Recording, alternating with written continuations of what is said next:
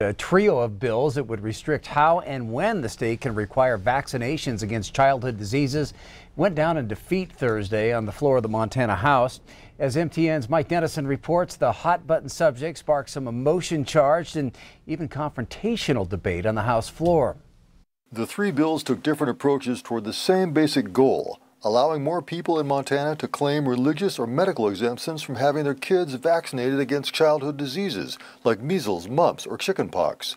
The first bill, from Republican State Representative David Dunn of Kalispell, would make it easier for people to claim those exemptions. Two other bills from Republican Teresa Manzella of Hamilton would prevent the state from enforcing required vaccines for kids in foster care families or daycare centers.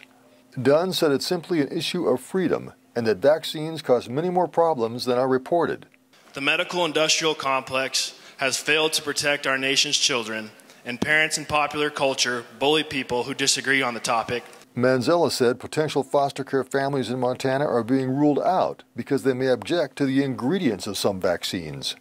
I'm really having a tough time believing that I'm standing here on the House floor of the great state of Montana reporting to you that the cells of aborted babies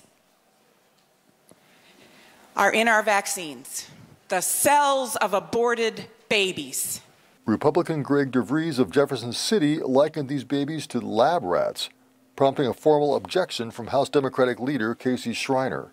We need to be better, Mr. Chair. Inappropriate. We object. DeVries finished by saying citizens should not be compelled to inject vaccines into their bodies. The bills drew universal opposition from House Democrats and from some Republicans as well.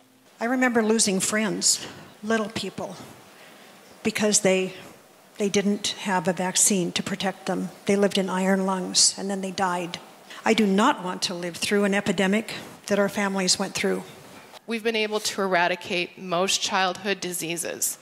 The facts are irrefutable. The safety of our state is at risk right now, considering what's going on in the state of Washington.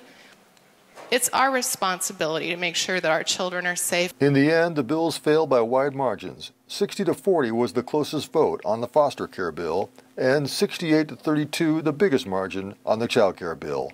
Reporting from Helena, Mike Dennison, MTN News. The legislature reaches its halfway point this week and then will take a several-day break until late next week.